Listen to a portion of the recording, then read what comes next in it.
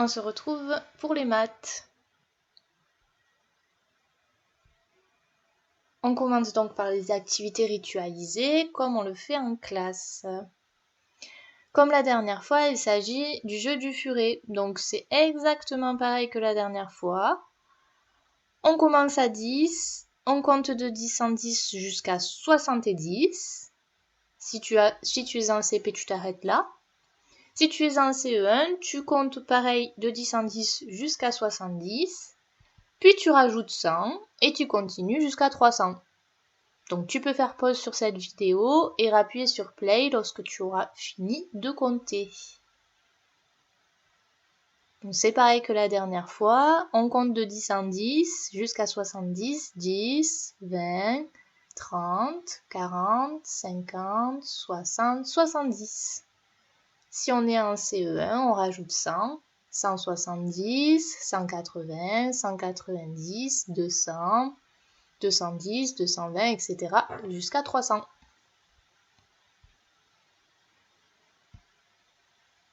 Ensuite, tu auras besoin, comme la dernière fois, de ton ardoise, d'un feutre d'ardoise. Si tu as tout ça, on peut commencer. Donc, si tu es en CP, tu écris 9, un peu plus loin 12, un peu plus loin 15. Si tu es en CE1, tu écris 108, un peu plus loin 119, un peu plus loin 130. Donc normalement, tu as dû écrire en CP 9, 12 et 15. En CE1, 108, 119, 130. Comme la dernière fois, il faut essayer de savoir combien je rajoute à chaque fois entre les nombres pour pouvoir trouver le nombre suivant. Donc je te laisse réfléchir et mettre pause à cette vidéo. Et lorsque tu auras trouvé le nombre suivant, tu pourras recliquer sur play. Donc si on compte et qu'on essaye de savoir combien il y a entre chaque nombre, de 9 jusqu'à 12, 9, 10, 11, 12, on rajoute 3, 12, 13, 14, 15, on rajoute 3. Donc, plus 3. 15, si je rajoute 3, ça fait 15, 16, 17, 18. Donc si tu es en CP, tu as dû trouver 18. En CE1, 108. 108 pour aller jusqu'à 119, 108, 109, 110, 111, 112, 113, 114, 115, 116, 117, 118, 119. On rajoute 11. Donc pour aller de 119 à 130, pareil, on rajoute 11. Donc il faut faire plus 11. Si tu rajoutes 11 à 130, normalement tu trouves 141. La petite astuce pour les CE1, puisque rajouter 11, ça peut paraître un petit peu compliqué, mais la petite astuce, c'est de d'abord rajouter 10 et ensuite rajouter 1. Là, 108 plus 10, c'est facile, hein, on rajoute une dizaine, donc 108, si je rajoute une dizaine, ça fait 118. Et puisque c'est 11, on rajoute encore 1, 118 plus 1, ça fait 119. Pareil pour 119, je rajoute une dizaine, ça fait 129. Je rajoute une unité, ça fait 130. 130, je rajoute une dizaine, ça fait 140. Une unité, 141. Donc si tu as compris, tu vas pouvoir écrire les 4 nombres suivants. Tu peux faire pause et appuyer sur play lorsque tu auras trouvé. Alors en CP, normalement, on avait, après 18, je rajoute 3. 18, 19, 20, 21, hop. 21, 22, 23, 24. 25, 26, 27. 28, 29, 30. En CE1, 141, je rajoute 10. Ça fait 151, plus 1, 152. 152, je rajoute 10, 162, plus une unité, 163.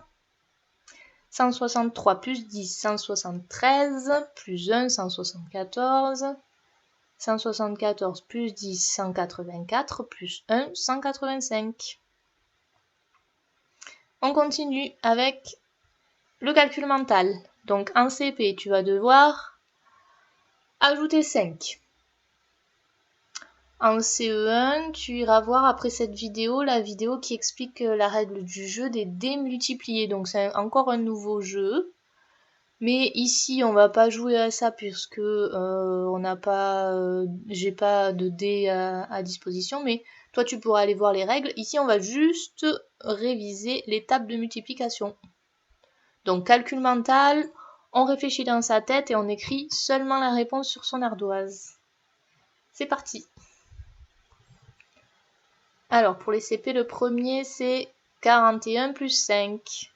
On réfléchit vite dans sa tête et on écrit la réponse. 2 fois 5 pour les CE1. Alors 41 plus 5, soit on compte sur les doigts, 41, 42, 43, 44, 45, 46. Soit on fait vite dans sa tête, 5 unités plus 1 unité, ça fait 6 unités. Donc 4 dizaines et 6 unités, ça fait 46. Les CE1, j'espère que vous avez noté la bonne réponse. 2 fois 5, 10. Prochain calcul, les CP 54 plus 5. Les CE1, 3 fois 4. Alors 54 plus 5, 59. 3 fois 4, 12. Les CP 50 plus 5, facile. Les CE1, 5 fois 6. 50 plus 5, 55. 5 fois 6, 30. En CP, 46 plus 5. En CE1, 3 fois 7. Alors attention, celui-là, 46 plus 5, il faut sauter à la dizaine supérieure, ça fait 51. 3 fois 7, 21. En CP, 49 plus 5. En CE1, 4 fois 9. Alors 49 plus 5, 54. 4 fois 9, 36.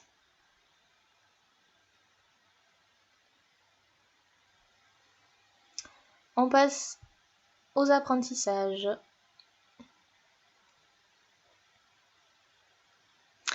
Donc si tu es en CP, tu vas avoir besoin de ton grand fichier d'exercice. Donc normalement, je te l'ai donné quand on s'est quitté la dernière fois en classe.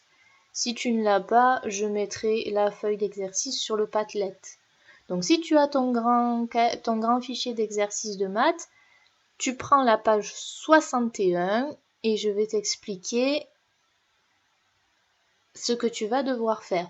Si tu es en CE1, tu patientes quelques minutes, le temps que j'explique l'exercice au CP, et puis on poursuivra ensemble après.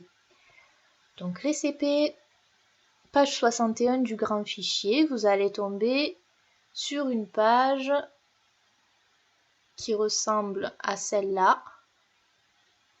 Mais avant, hop, je vous explique avec celle-là. Donc vous allez avoir la première étape.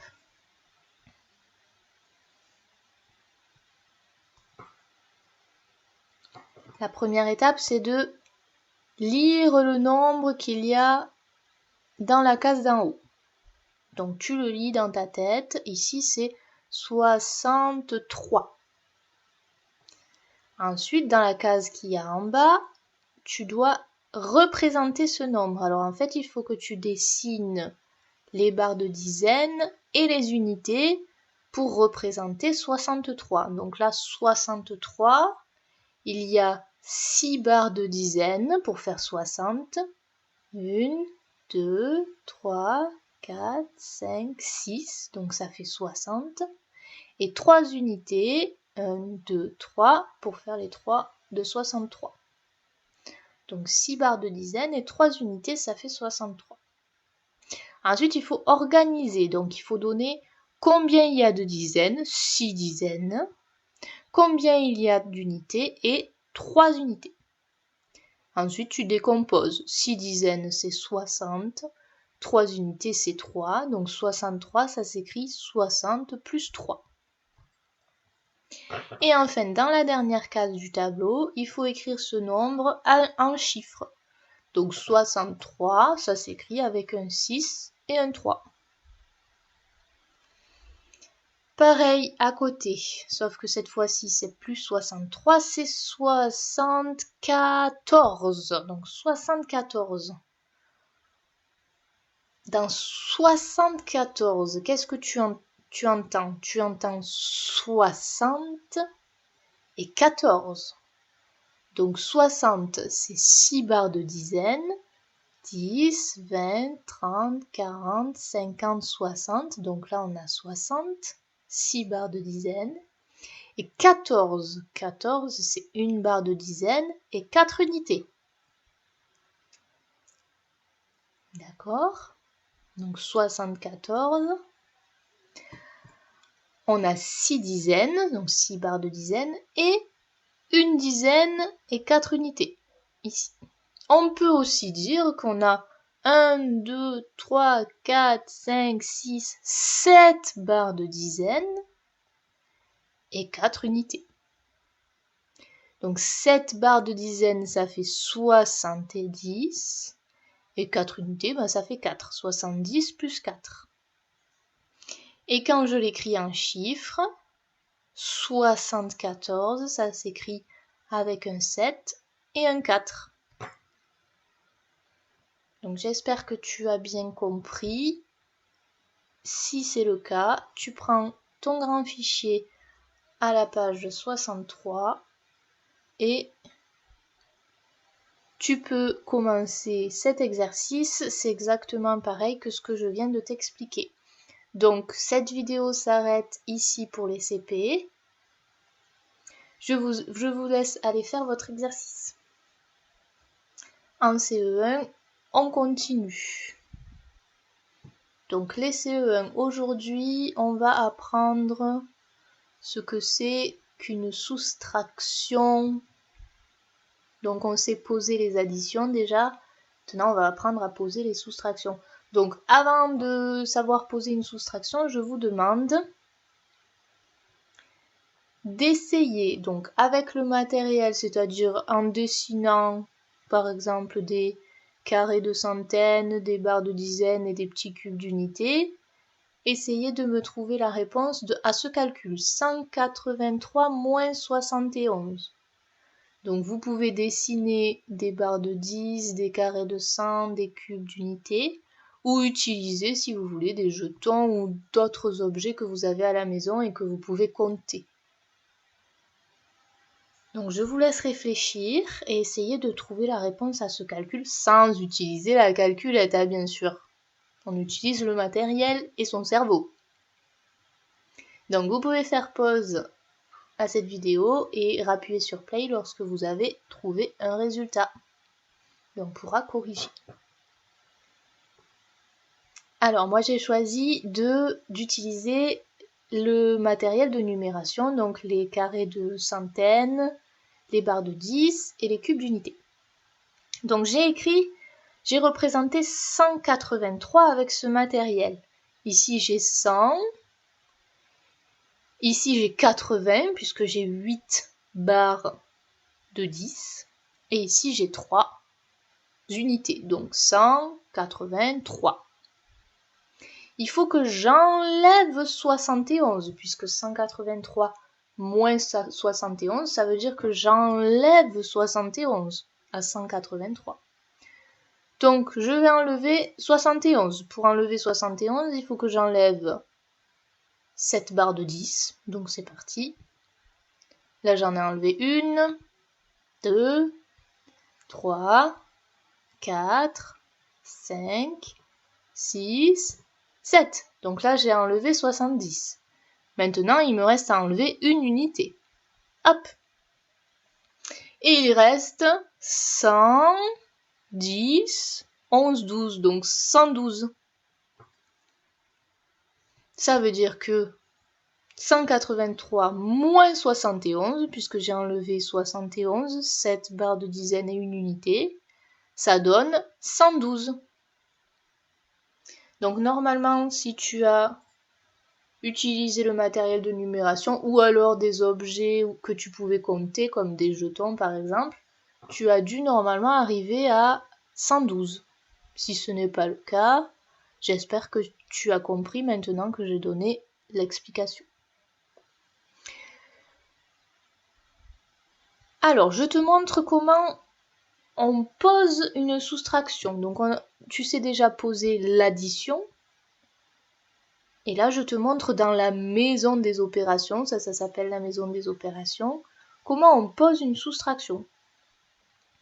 Donc 183, on met le 1 des centaines dans la case des centaines, le 8 des dizaines dans la case des dizaines, le 3 des unités dans la case des unités. On n'oublie pas d'écrire moins. 71, donc le 7 des dizaines dans la case des dizaines, en dessous du 8. Le 1 des unités dans la case des unités, en dessous du 3. Ensuite, c'est facile, hein, c'est comme l'addition. Surtout, il faut toujours commencer par les unités.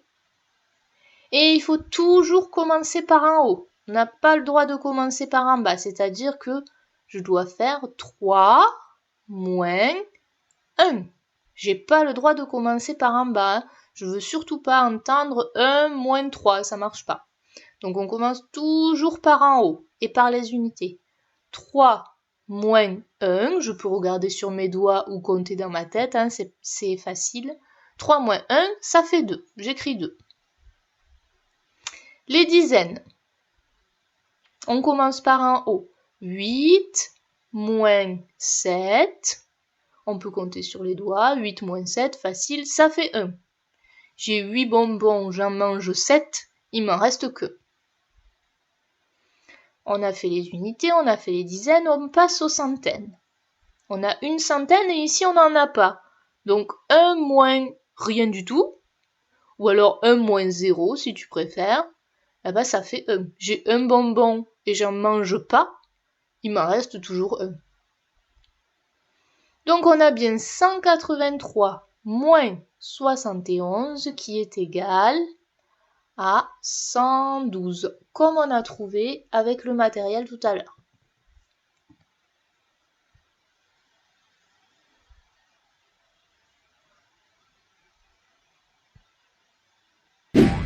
Je te laisse regarder cette petite vidéo qui explique la soustraction.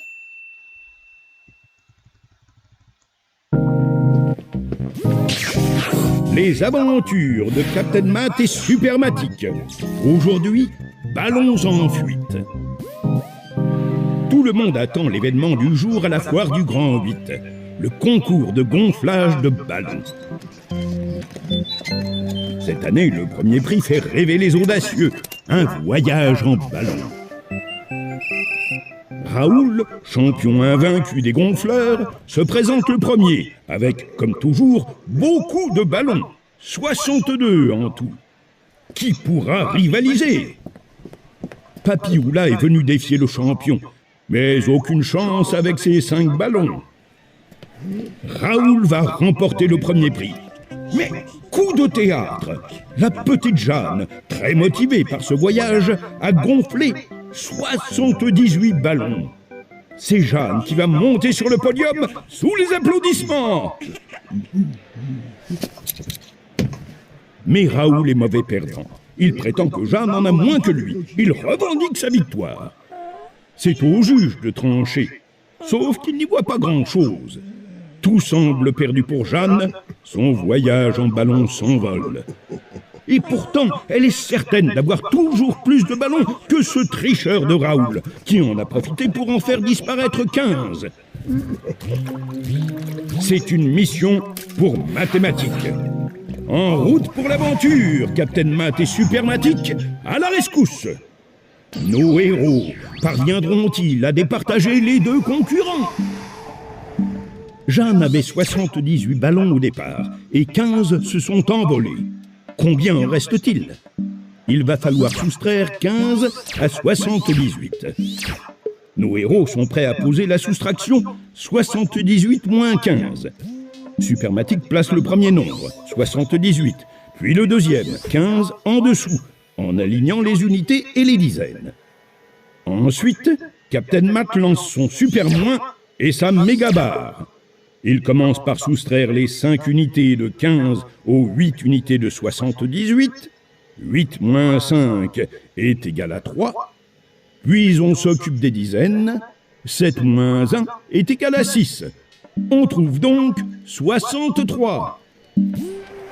Comme Raoul a 62 ballons, c'est Jeanne qui gagne d'un ballon. Heureusement que Raoul n'a pas su compter. Mais il n'a pas dit son dernier mot. Il ne s'attendait pas à ce genre de voyage en ballon. Bravo, Captain Matt et Supermatique. Mission accomplie. En route pour de nouvelles aventures. Parviendront-ils à gagner la figurine de super-héros à la pêche au canard? Vous le saurez en regardant le prochain épisode, La vengeance du canard en plastique.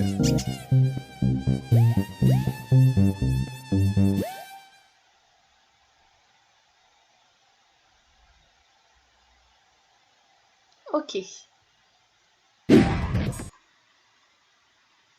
Alors, je te laisse maintenant aller lire la petite leçon dans tes mini-fichiers. Donc, tu peux cliquer sur pause, puis revenir lorsque tu auras lu la leçon. C'est pareil, hein, c'est la même chose que ce qu'on vient d'expliquer ensemble. Donc, c'est la leçon sur la soustraction. Tu vas lire cette petite leçon dans ton mini-fichier. Et lorsque tu as fini de lire, tu peux revenir.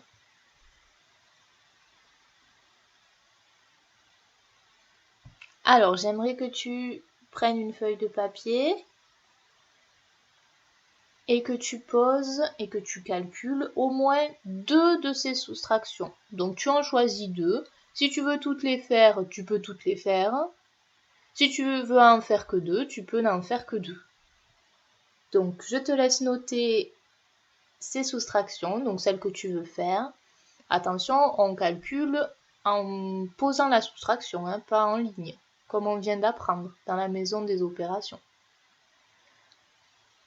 Je mettrai la correction sur le Padlet, donc tu essayes de calculer tout seul, sans la calculette. Et lorsque tu as fini, tu peux regarder la correction sur le Padlet.